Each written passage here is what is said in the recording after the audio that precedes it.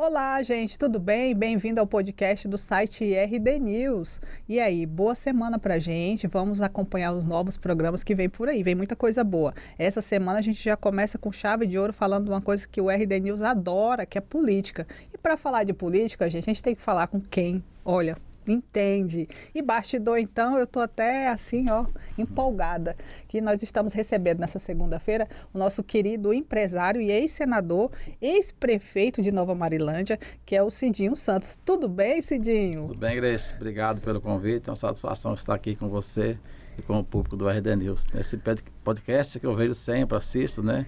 E é muito bacana. Olha, muito obrigado por você ter vindo. A gente ficou assim muito animado, porque o RD News ele gosta muito de falar dos bastidores, né, através do blog do Romilson, tem as curtinhas também, e o nosso podcast, e aqui que sempre que a gente pode, a gente está debatendo essa maravilha que é a política, né? Política é gostoso, né, Cidinho? Sim, é gostoso. Você, assim, é a primeira vez que eu vejo você pessoalmente, sempre encontro, sempre em ensaio, jornal, ou então em solenidades, mas sempre muito, né, naqueles dispositivos. Você é muito discreto. Tem que ser, né? Eu procuro ficar sempre na minha, né? Esse é o segredo, Cidinho?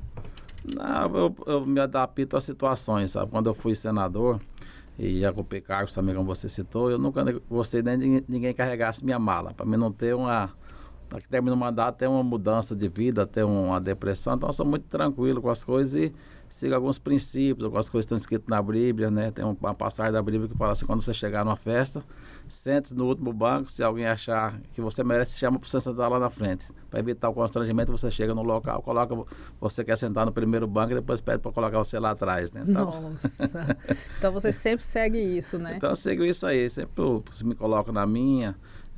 Se precisar de mim alguma coisa, eu estou sempre à disposição, mas sem ficar muito forçando a barra. Agora, Cidinho, na internet tem muita gente nova aí que ainda não está assim, por dentro da política, talvez esteja entrando agora, conhecendo. Você foi senador em que período? Eu fui eleito junto com o ex-governador Blairo Maggi em 2010, né? E aí logo no primeiro ano, em 2011, o Blairo já tirou licença ali em 2012, assumiu o período, depois 2013, depois 2014, e depois fiquei definitivo ali quando o Blairo assumiu o ministério. Então, ao final do nosso mandato de 8 anos, eu fiquei mais tempo como senador do que o próprio ministro Blairo Maggi. E você ficou numa função ali de uma pessoa que hoje é importante não só para o Mato Grosso, mas para o Brasil, né? Foi uma responsabilidade. Foi uma responsabilidade também, assim, para mim, aquelas coisas que a gente nunca imagina que possa acontecer com você, né? Porque eu fui prefeito, andava lá pelo Senado, eu era e sou discípulo do senador Jonas Pinheiro, né? Então, assim, nunca imaginei na minha vida que eu sentaria na cadeira que foi do senador Jonas Pinheiro, né? E o destino, a vida, e Deus me levou a isso. Então, era uma responsabilidade grande sentar na cadeira do Jonas Pinheiro e estar ali representando o Blairo Maggi no Senado Federal. Mas, modéstia à parte, eu acho que fiz um bom trabalho, reconhecido por ele próprio, pelo Blairo, pelos meus colegas senadores lá e pelas pessoas que acompanharam meu trabalho no Senado Federal. E aí depois que o senhor saiu do Senado, o senhor até contou para mim aqui antes que aí foi se dedicar à sua parte empresarial, né? Sim. Ali nós estamos na região ali, algumas empresas da nossa região de Nova Marilândia, Arenápolis, Nortelândia, Santo Afonso, e que essa região era uma região de garimpo de diamantes, né? E lá atrás acabou o garimpo e comecei um negócio ali de avicultura. E depois acabei montando fábrica de ração e frigorífico. Hoje temos lá mais de 2.000 funcionários diretamente na empresa nossa, né, fora os indiretos, que aí vai dar mais de 3.000. E que essa região depende muito da empresa, depende muito da gente, né? E naquele momento ali, em 2019, o Blairo queria que eu candidatasse à reeleição no Senado. O próprio governador Mauro Mendes, na época, foi lá e me convidou para estar junto com ele, para ser candidato ao Senado, para estar na chapa. Mas eu entendi que eu tinha que voltar lá, né, para poder encaminhar alguns temas na empresa nossa, de novas habilitações, de novos mercados, fazer algumas mudanças que eu precisaria fazer. Só eu mesmo poderia fazer isso, né? Então, eu voltei, tomei a decisão de voltar mesmo, porque eu tenho a convicção que a política, o cargo, né, em si, ele não é uma profissão, é uma contribuição, né? Você vai lá e faz a sua contribuição e vai cuidar da sua vida. Não precisa você ficar 40 anos em mandato, né? Isso se torna já para mim, uma profissão. E eu não quero ter essa profissão de político, tanto que eu não tenho. Fui prefeito, saí, fui secretário do Estado, fui senador, saí. Então, e aí coordenei a campanha do Mauro Mendes em 2018, ele me pediu para coordenar, terminou a campanha, ele me convidou para ser secretário de Estado, não aceitei. Depois coordenei de novo em 2022 e eu tenho assim essa política de ter um bom relacionamento, bons amigos, ficar, colaborar, mas sem a necessidade exatamente de ter um cargo público. E uma coisa que eu, que não sou daqui, já estou morando há uns 10 anos, que eu percebo, é que o senhor tem um olhar muito amplo da política, né, das ações políticas, não só aqui no Estado, mas também fora. E o senhor seria aí um grande um articulador político, uma pessoa que atua ali nos bastidores? Não, assim, quando a pessoa que é meu amigo, eu acredito, e me chama para uma missão, eu procuro me dedicar, né? Então, assim, o Lairo Maggi me convidou para uma missão, eu fui. Mauro Mendes me convidou para uma missão, eu fui. E ajudei também na eleição do governador Tarcísio lá em São Paulo, porque é meu amigo de muitos anos, ele precisava de mim naquele momento, né? E eu pude colaborar e ainda colaboro com ele. De vez em quando vou em São Paulo, a gente troca algumas ideias, de vez em quando ele me liga pedindo alguma sugestão, eu próprio mesmo ligo para ele ou mando mensagem. Então tem essa relação de amizade, de querer ajudar as pessoas que a gente é amigo, que de alguma forma ajudou a estar naquela posição que está hoje. Mas questão de dinheiro ou de assessoramento mesmo? Porque tem muita, por exemplo, aí, né? A gente tem uma conversa, por exemplo, do Balbinotti, que ele, nessas eleições municipais, ele apoiou muitos candidatos do PL com recurso, né? É o mesmo perfil ou não? O senhor já é mais... Às vezes, tipo assim, toda campanha envolve recurso para poder custear a campanha, né? Eu tenho vários amigos de empresários no Brasil todo que, às vezes, não só para a política ou para a campanha eleitoral, mas para ações sociais. Também fizemos agora lá no Empreendedores, lá em Balneário Camboriú, uma ação social para o Hospital do Câncer de Barretos, um projeto desse do Rio Grande do Sul. Então, é aproveitar esse relacionamento que eu tenho, esse conhecimento, para ajudar ações sociais, para ajudar alguns candidatos que a gente acredita, que acha que merece ter um apoio, né? Mas não é só por isso, é pela amizade mesmo, pelo reconhecimento e relacionamento. Ô Cidinho, como que você analisa, aproveitar que você está aqui, que eu adoro conversar sobre isso, por exemplo, eu vi o senhor lá no palanque do discurso da vitória do Nunes, o prefeito de São Paulo, né? Estava o senhor, estava o Tarcísio, inclusive a imprensa até levantou alguns pontos, né, que se o Bolsonaro não sair, né, não conseguir reverter a situação dele para a candidatura em 2026, o Tarcísio é um forte candidato.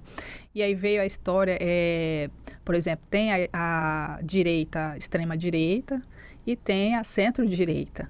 Como que o senhor vê esse movimento da direita no Brasil depois dessas eleições? O Tarcísio, o governador, me chamou nos últimos dias lá, mais o deputado Baleia Rossi, para dar uma força lá em algum momento. A gente participou, junto com o Totó, parente também, que hoje é o secretário de Cultura, que é aqui de Cuiabá, um amigo nosso, né? A gente deu uma força. E assim, eu vejo que essa polarização entre direita e esquerda está cansando o Brasil, né? E não permite que surjam novas lideranças. Eu acho que nós temos que começar a pensar a liderança a partir do Lula, a partir do Bolsonaro, muitas opções que nós temos aí, tanto de direita ou no centro, que poderia ser opção de renovação, né? E essa polarização, ela fica fica os dois se discutindo e não permite que novos nomes surjam e que possam vir novas ideias e novas opções para o eleitor brasileiro. Então, acho que isso tem prejudicado o Brasil. Eu espero que em 26 a gente possa sair um pouco dessa bolha, dessa discussão entre direita e esquerda, e escolher a renovação. Trazer novos nomes, independentemente se é do centro ou de direita, mas que possa ter uma visão maior do Brasil do que a visão que nós temos hoje. O senhor acha que o Tarcísio, se realmente acontecer essa situação do Bolsonaro, ele está pronto para presidência aí, candidatar? O Tarcísio está pronto, foi ministro, governador de São Paulo agora, fazendo um excelente trabalho, uma pessoa que não é radical, uma pessoa muito tranquila, né? Muito fácil de relacionar. Agora tem todas as questões, né? Para ele ser candidato a presidente, teria que ter uma união aqui realmente de centro e da direita para poder garantir a ele que ele vai ser o candidato representando esse campo, né? Porque para ele renunciar ao governo de São Paulo, faltando 10 meses, 9 meses para terminar o primeiro mandato, para ir numa aventura dessa, realmente é uma coisa que, se fosse hoje, talvez ele não faria, nessa divisão que existe hoje dentro do centro e da direita. Então tem que ter uma união de todos, falar, ó, Tarcísio, nós precisamos de você, você é o nosso candidato, representando o centro e a direita. Aí eu acho que é uma situação bem mais confortável para ele, né? E também para o eleitor de São Paulo, que também não quer que ele renuncie o mandato antes de terminar o primeiro mandato ainda, com total condições de candidatar à reeleição e continuar o bom trabalho que ele faz por São Paulo. É preciso ter cabeça de peixe, né? Como dizem por aí, o senhor conhece esse ditado? Precisa ter cabeça de peixe, e as pessoas que são do nosso grupo, né, ter um pouco de desprendimento, né? Tem que ter desprendimento. Olha, quem tem condição de ganhar a eleição é o Tarcísio, então vamos todos nos unir em volta do Tarcísio, né? Agora, Cidinho, todo mundo fala, né? Quando estava aí a eleição municipal, o seu nome surgiu, o do Piveta surgiu, o do empresário também, Balbinói, surgiu a candidatura para governo do estado. Você é candidato a governador? Não, eu não sou candidato a governador. Dentro do nosso grupo, que é o grupo do governador Mauro Mendes, nós temos estabelecido que o candidato é o atual vice-governador Otaviano Piveta, uma pessoa preparada, tem condição de fazer uma boa gestão. Talvez ele não é uma pessoa carismática, né, mas é uma pessoa que está preparado para ser o governador do Mato Grosso, dar sequência ao trabalho do governador Mauro Mendes. Então, tem essa especulação, as pessoas procuram outras opções, né? E eu sempre coloco assim, eu só seria, isso para mim, ser governador de um estado, é uma missão de Deus, né? Não é você que sai por aí, eu quero ser governador, é Deus que escolhe e indica, né? Mesmo porque é uma missão sacrificante. Eu acompanhei o mandato do governador Blairo Maggi, acompanhei agora o mandato do governador Mauro Mendes, uma missão sacrificante. Você sacrifica a sua família, sacrifica seus negócios para você fazer aquela doação naquele momento. E aí você vai lá e faz as entregas, Deus fica com certeza satisfeito com você, né? Você fazer um mandato honesto, justo, que possa melhorar a vida das pessoas. Então, é uma missão. Se um dia essa missão vier para mim, né? Eu vou na igreja, vou rezar, e vou entender, mudar a minha vida, que você tem que mudar a sua vida, né? E vou cumprir minha missão. Mas eu não me coloco nenhum dia como candidato a governador, porque nós estamos num grupo, e um grupo tem uma pessoa que está na minha frente, que eu respeito ele, que tenho absoluta certeza que será um bom gestor, né? Mas se tem os preparados e tem os escolhidos, né? Se um dia eu for escolhido, eu vou cumprir minha missão. Agora, mas, seu Cidinho, nas redes sociais, o Piveta não é muito, assim, eu estou medindo como uma pessoa que, Sim. né? O Piveta não é, como o senhor falou, ele não é muito carismático, e o eleitor nas redes sociais, que bateu muito com o resultado da eleição entre Abílio, né, e Lúdio e Botelho, o Otaviano Piveta não é muito, assim, o preferido, né? Pode chegar um momento aí, como o senhor faz parte do governo Mauro Mendes, né, tem essa experiência, essa bagagem de política, de o senhor realmente chegar assim e falar, olha, não é um nome que vai levar. Eu não seria essa pessoa para falar isso, né? Porque até poderia transparecer que eu estava atentando o interesse próprio, né? Então eu não seria essa pessoa para fazer isso. Primeiro, eu prefiro acreditar que o Piveta vai conseguir se apresentar corretamente para o eleitor mato-grossense, mostrando o seu trabalho que ele já fez, a história e a intenção que ele tem como governador de Mato Grosso. Então, eu prefiro acreditar que seja dessa forma. Se caso tiver alguma dificuldade, acredito que o próprio grupo político e ele, o próprio Piveta, ele tem consciência que ele não vai numa aventura, né, para poder colocar todo mundo numa situação difícil. Se tiver qualquer dificuldade, acho que essa iniciativa teria que partir do próprio Piveta. Mas eu não trabalho com essa possibilidade. Que nós trabalhamos dentro do grupo nosso é que ele vai se viabilizar e vai assumir o governo em abril do ano que vem e vai ser fazer um mandato ali tampão, mas preparando já para mais 4 anos depois como grande gestor e dando sequência ao mandato do governador Mauro Mendes. Inclusive o vice-governador Otaviano Piveta é um dos vices que mais assumiram aí a cadeira de governador em exercício, né? Quando o governador se ausentou. Sim, acho que é a 13ª vez, né, que ele assumiu. Assumiu várias vezes, ele está preparado, foi secretário de Estado, já foi deputado estadual, foi prefeito lá de Lucas do Rio Verde, 3 mandatos. Então, assim, a pessoa é um empresário, é bem sucedido, é uma pessoa que está preparada para dar sequência. Tem essas dificuldades aí pessoal dele, de se adaptar ao meio político, essa é uma dificuldade pessoal, mas tem que ser superado numa visão maior, que é a visão de quem querer o melhor para o nosso estado, né? Agora, Cidinho, o o Balbinotti é empresário igual você, né? Sim. O Mauro Mendes é empresário, o Otaviano é empresário. O que está acontecendo com os nossos empresários que eles estão começando a ir mesmo tomar a frente? Assim, olha, eu vou encarar esse processo eleitoral, eu vou entrar nesse partido, né? Que o Balbinotti veio aqui e ele falou, olha, eu e a minha esposa, a gente nem precisava entrar em política, mas chegou uma época que a esposa dele agora está numa secretaria, né, de saúde. Mas chegou uma hora que a minha esposa e eu, não, vamos entrar, né? E ele afirmou aqui, né, que tem sim interesse em sair governador. Como o senhor avalia esse cenário do Balbinotti, de vocês empresários? Olha, eu acho positivo, né? Porque se você tiver a disponibilidade e o desprendimento de aquilo que eu falei, vou fazer uma doação do meu tempo, me dedicar à coisa pública, fazer uma boa gestão como executiva, como legislativo, isso é muito positivo, porque eu, como já ocupei cargos, sei que é muito sacrificante o mandato, tanto no legislativo como no executivo. E o Odilo Balbinotti, eu conheço ele só de vista, não tenho amizade com ele, né? E é bem-vindo as pessoas que querem se doar. Eu sempre digo assim que você também pode fazer a diferença.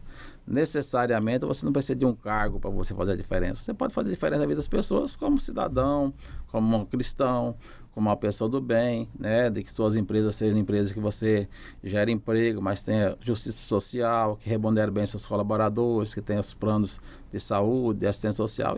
Isso é um diferencial, que você participe na sua cidade, na sua comunidade, fazendo a diferença na vida das pessoas, nas entidades. Isso é fazer a diferença também. Não? Necessariamente, eu não preciso ser um mandato para fazer o bem para as pessoas. Eu faço bem porque eu sou cristão e tendo a oportunidade eu gosto de fazer, né?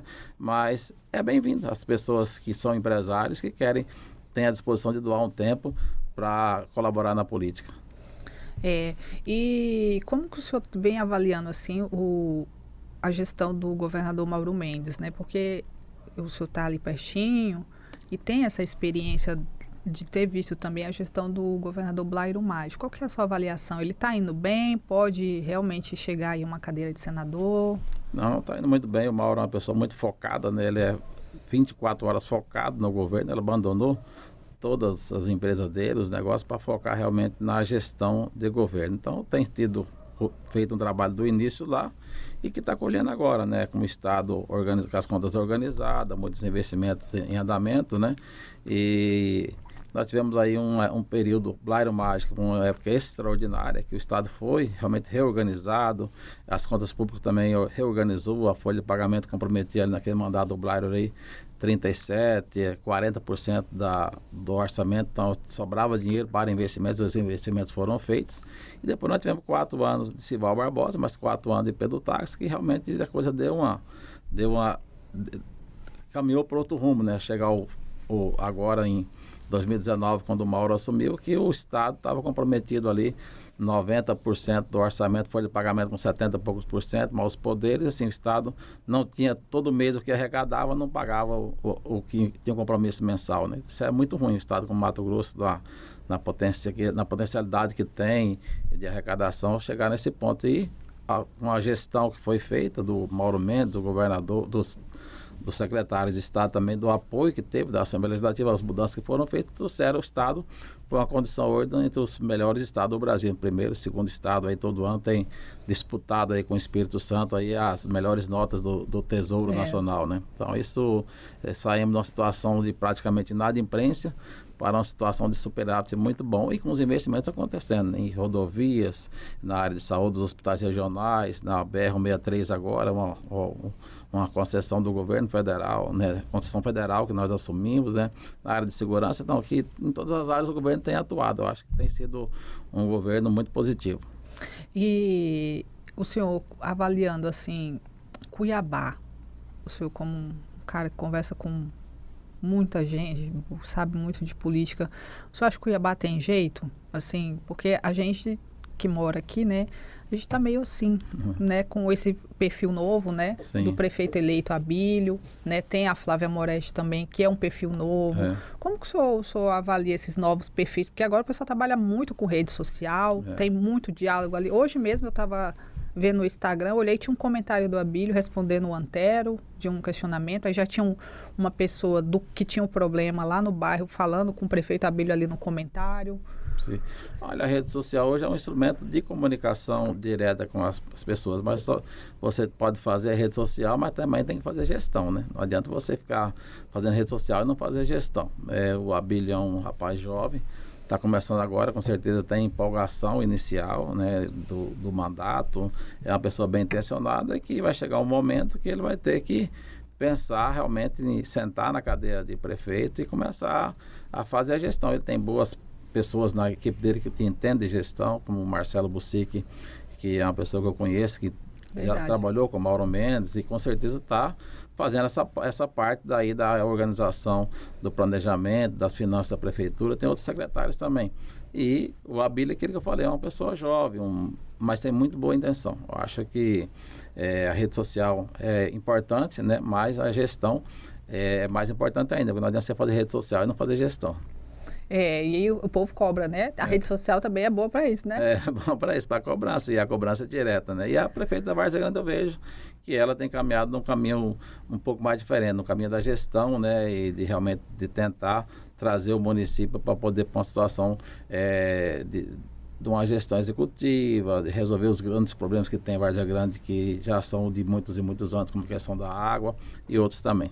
Ela está tentando também se aproximar mais dos vereadores, né? Porque está havendo ali acho que no início ali teve um desentendimento, um mau posicionamento de um lado do outro, acabou tendo esse afastamento, mas ela está tendo essa condição e essa humildade de voltar um pouco atrás e saber que, né, que sem a Câmara Municipal você não consegue administrar. Tem muitas coisas que você depende da aprovação e do aval do Legislativo. Para 2026, vamos brincar aqui, Cidinho, quem que você acha que está aí no páreo? Para presidente? Olha, a esquerda, pode dar alguém aí? A esquerda, o que a gente vê falar, a opção 1 é a reeleição, a candidatura à reeleição do Lula, né? E mesmo com 80 e poucos anos, ainda sonha, né? E o PT sonha com isso. Mas corre um grande risco, porque se aparecer um candidato novo, mesmo com a popularidade dele, perante o eleitor dele, corre o risco de realmente as pessoas já estar cansadas desse modelo e querer uma mudança, né? Eu acho que isso é muito, muito provável, né? E também do nosso lado tem o ex-presidente Jair Bolsonaro, que tenta esticar a corda, mesmo estando inelegível. Parece que a ideia dele é esticar essa corda até nas convenções, tentar registrar a candidatura dele, não registrando, ele lançar um filho, né? Aí eu acho que é um campo muito perigoso, né? Porque aí daria uma chance para uma reeleição do Lula, né? Se levar dessa forma. Então isso é muito perigoso levar dessa forma. Se caso houver um desprendimento por parte do ex-presidente Jair Bolsonaro, de entender que nós temos que buscar um candidato dentro do grupo que tem condições de ganhar a eleição, aí tem outras opções, né? O governador Tarcísio, o Luciano Hang, é um empresário dono da Havan, que é uma pessoa que eu acredito muito no potencial do Luciano em ser um candidato a presidente, porque ele seria um novo, nunca foi político, uma pessoa do bem, né, que teria todas as condições de disputar uma eleição com chance de vitória e ganhar essa eleição, né? Isso dentro do nosso grupo político aqui, nós falando no União Brasil, Republicanos e o próprio PP, né? Também, vamos investir no Mauro Mendes, né? Poxa, seria um nome também já pensou? Com total viabilidade. Eu acredito muito no Mauro Mendes, num debate, mostrando o trabalho dele, a essência e a vontade, e a experiência e a vontade de fazer gestão dele, teria todas as condições. Então, para presidente, né? Mas tudo depende da... E o Caiado, Cidinho? Porque o Caiado... o Caiado, fui colega com ele no Senado, sou amigo dele, mas não vejo ele com essa viabilidade eleitoral, porque ele é um candidato mais da elite, mais de cima, entendeu? Uhum. E ele ainda é muito carimbado nele a questão da UDR, né? Então, sim, ele não é um candidato que ele vai conseguir atingir o Nordeste. Ele é um bom candidato, mas ele não é um candidato para ganhar a eleição do Lula. E o Marçal? Será que o Marçal vai de novo? Não sei, eu acho que ele vai candidatar um cargo legislativo. O Fábio Marçal, você nem fala, né? Você gostou do Marçal dessa campanha aí? Foi bom, trouxe alguns temas para o debate e tal, depois exagerou um pouco, o exagero dele mesmo, atrapalhou ele mesmo, né? Que legal, muito bom conversar com você sobre isso. Você até citou aí, falando no governo do Mauro Mendes, a questão da BR-163. Você está presidindo o conselho lá da Rota do Oeste, né? É um conselho, é isso? Sim, na verdade a empresa, ela é uma estatal hoje, né? Que o acionista principal é o MT Park, que também é uma estatal do governo de Mato Grosso.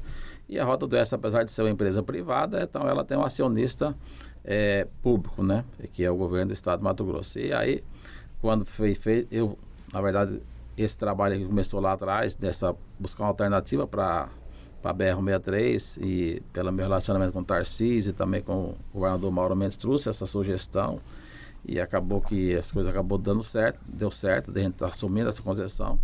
E o Mauro, no dia que a gente foi no TCU, dia 28 de setembro de 2022, estava indo lá para poder aprovar, ele no banco de trás do carro e falou assim: você sabe que isso é uma loucura, né? Eu falei, é uma loucura. Ele falou, mas você vai tomar conta dessa loucura, porque eu falei, você não quis ser secretário de Estado lá atrás, mas isso você vai cuidar, né? Eu falei, tá bom, vou cuidar. Em 1 ano e meio que a gente assumiu a concessão, o primeiro ano ali foi organizar as contas da empresa. A empresa tinha um passivo regulatório que foi suspenso inicialmente nesse TAC que nós temos com o TCU, era mais de 1 bilhão.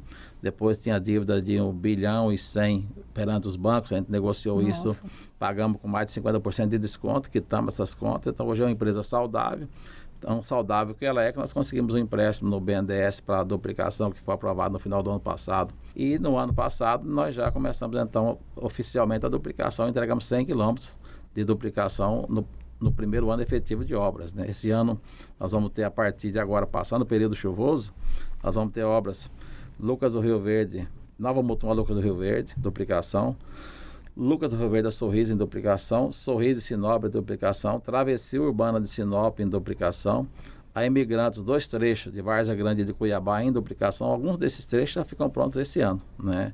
E mais o trecho de Várzea Grande a Jangada e Jangada Rosário, que a gente inicia as obras aí em julho de 2025. E é o 63 bombando, né? Bombando. Vamos, ao final desse governo Mauro Mendes e Otaviano Pivetta, a gente deve estar com os 450 quilômetros de rodovia já duplicados, né? Isso é um sonho, né, antigo, porque isso primeiramente salva vidas, né? No primeiro trecho a gente duplicou ali, nas estatísticas que a gente tem de acidentes fatais, nós diminuímos 86% o número de mortes nesse trecho, né? De Nova Mutum a Lucas do Rio Verde. Então, isso, primeira grande coisa, né, que é salvar vidas. Segundo, dar conforto para as pessoas que transitam, né, na rodovia, para os caminhoneiros, para os usuários. Então, é uma obra muito significativa para o Mato Grosso e para o Brasil, porque ela é a principal veia de escoamento e produção de trânsito aqui do Mato Grosso. Agora, Cidinho, a gente já está encerrando. Eu queria te agradecer por você ter vindo aqui, mas eu queria que você deixasse um conselho aqui para o nosso público, para quem tem sonho de entrar na política, para quem quer empreender, para quem quer obter sucesso profissional e pessoal também. Sim.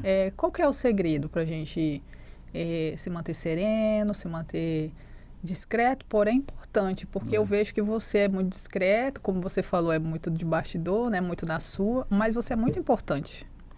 Acho que primeiramente você tem que manter a sua essência, né? Eu procuro sempre manter minha essência, sempre ser aquela pessoa. Um dia estava um amigo meu na campanha de 22, que era do marketing, né? Ele falou, Cidinho, você tem todas as condições de você candidatar ao Senado, ao governo e tal. E eu falei, mas o que eu precisaria mudar? Porque quando eu estava no Senado, minhas assessoras, não, você tem que sentar mais de um jeito, tem que falar mais de um jeito, o que você tem que mudar? Falou, você não pode mudar nada, se mudar estraga. Você tem que ser o que você é, né? Você mantém a sua essência do que você é e sonhar, né? Todo mundo tem direito de sonhar e deve sonhar, e com os pés no chão, sonhar e trabalhar. Eu acho que esse é o principal, tanto para ser um empreendedor, como para também vir fazer a doação da política. A política, assim, ela nasce dentro das pessoas, né? Um sentimento, tem muitos jovens, né? Você vê o Nicolas, né? Poxa, um rapaz veio lá de Minas Gerais que se transformou, mas você vê ele lá na escola, ele já debatia, já questionava. Eu também era assim, estudava no colégio interno, eu fazia meus questionamentos, eu No brincava. colégio interno, Cidinho, já estava criando situação lá. Já as pessoas já andavam atrás de mim, achavam que eu já liderava, porque a liderança é uma coisa, Nada. é uma coisa natural, né? Já liderava, as pessoas vinham atrás de mim, eu era presidente de classe, representante, então isso vem muito natural. Isso, um dia eu estava na prefeitura, chegou uma menina lá, hoje ela é delegada de polícia aqui. E ela, novinha, estudante, chegou lá, me trouxe a Constituição, jogou na minha cara, falando um monte de coisa, né? Depois os outros secretários, você não vai chamar a atenção dela e tal? Eu falei, olha, eu fiquei muito admirado dessa menina. Essa menina tem futuro, porque ela tem coragem, né? Ela veio aqui, pegou a Constituição, com a bandeira direita. Eu fiquei admirado da menina. As pessoas achavam que era uma afronta ao prefeito. Não, eu falei, ó, você vê a diferença das pessoas, né? E você, quando você tem um sonho, tem uma vontade, você tem que persistir, tem que ser um pouco teimoso, né? Eu sou muito teimoso nas coisas que eu acredito, né? Eu vou em cima, eu vou atrás, eu foco, né? Foco até, eu digo o ditado, para mim não tem bola perdida, né? Mas se você sair para governador, você diz, eu já fui assessora de imprensa aí, né, de governador, de secretários, você vai ter que começar a botar a cara na rede social também, igual a Bílio aí. Você se vê assim? Eu tenho uma menina que ela cuida da minha rede social e ela fala, senador, você tem que publicar mais, você tem que fazer isso, tem que fazer aquilo e tal. E eu entendo assim a rede social como um ótimo instrumento. Por exemplo, assim, eu tenho meus seguidores lá, tem as pessoas que me acompanham, tem as pessoas que me veem como um exemplo de alguma coisa. Então, se eu puder usar a rede social para o bem, é muito bom. Por exemplo, eu sou doador de sangue, né? Com carteirinha e tudo. Então, se eu vou doar sangue e eu divulgo, pode ser que uma pessoa veja, poxa, o Cidinho está doando sangue, eu também vou doar sangue. Então, isso é uma coisa boa. Se eu vou fazer uma visita lá no Abrigo Bom Jesus, como fiz no final do ano, né? E já visito o Abrigo Bom Jesus de muito tempo, que eu tenho relação com eles, de ajudar, de estar participando. Desde quando fui presidente da MM, levava os funcionários para ir lá no final de semana, cortar cabelo, pintar unha, fazer aquela ação social. Mas se eu vou visitar o Abrigo Bom Jesus e eu faço uma publicação, não é porque eu quero me aparecer que eu fui visitar o Abrigo Bom Jesus, é porque outras pessoas falam assim, poxa, se o Cidinho vai lá, no final do domingo ele compra um saco de picolé, leva lá para aqueles idosos lá e passa um tempinho com eles, eu também vou fazer isso. Então isso é usar a rede social para o bem, né? Agora, às vezes a pessoa publica coisa muito, muito supérflua, muitas coisas assim de aparecimento. Eu não gosto de usar a rede social nesse sentido. Eu gosto de usar a rede social se for para poder falar alguma coisa que seja útil, para poder incentivar, motivar as pessoas. Então tá Mas para ser candidato tem que realmente mudar, né? Tem que usar mais a rede social. Então, você vê que o Mauro aí já dança, né? O governador mudou muito. Eu lembro. Mudou bastante. E essas coisas que realmente tem mais visualizações, mais curtidas, do que se você falar algo sério na rede social, não tem muita relevância. Essas brincadeiras acabam tendo mais repercussão. Ela conecta mais, né? Exato. Tanto que o Mauro e o Botelho também mudou bastante, né? O perfil do Botelho era mais fechado. Você vê que o Botelho dança, conversa. Exatamente. Eu sou assim também, eu sou bem tranquilo, bem criança, na hora que tem que ser criança, brincalhão e tudo, mas é que não... Então o senhor não vai bater o martelo aí que é candidato, né? Então vamos ter que esperar aí o Piveta. Não, o nosso candidato é o vice-governador Otaviano Piveta e vamos trabalhar com ele aí. Por enquanto? Não, mas por enquanto até da eleição, né? É o candidato natural, ele, a não ser que ele não quiser ser candidato aí em outras circunstâncias, né? Mas se for depender de mim, jamais eu atropelaria o processo. Obrigada, viu, Cidinho? Adorei conversar com você. Adorei te conhecer também. Quando a gente se encontrar agora, a gente já vai poder saber quem é Grace e você quem é Cidinho. E o seu nome é Cidinho mesmo ou é apelido? Meu nome é José Aparecido Santos, né? Nasci no Paraná e morei muito tempo no Pernambuco, tem um pouco no arrastado aí do Cuiabano, mas já tem mais de 30 anos no Mato Grosso. Mas todo mundo só conhece como Cidinho Santos. E nossa falar José Aparecido é um lugar até me barram. E olha, eu vou falar pra você, é o homem do bastidor, viu? Você vê assim uma grande movimentação, ele tá lá. E ele ensinou uma palavra muito importante que eu vou falar para você, despreendimento. Achei muito interessante. Obrigada, viu, Cidinho? Eu que agradeço. E olha, para você que ficou com a gente até agora, obrigada aí pela sua audiência. Comenta aí o que você achou dessa conversa, o que você achou do Cidinho. Geralmente ele fica ali nas solenidades mais quietinho, ou às vezes fala só sobre os investimentos ali da Rota do Oeste, né? Que ele é empresário e cuida dessas situações. E aí você pode ver um outro lado dessa personalidade da política do nosso estado. Fica ligado, curte, comenta, segue o Cidinho lá, vou deixar aí o @, pro pessoal seguir o ex-senador Cidinho Santos. Até mais!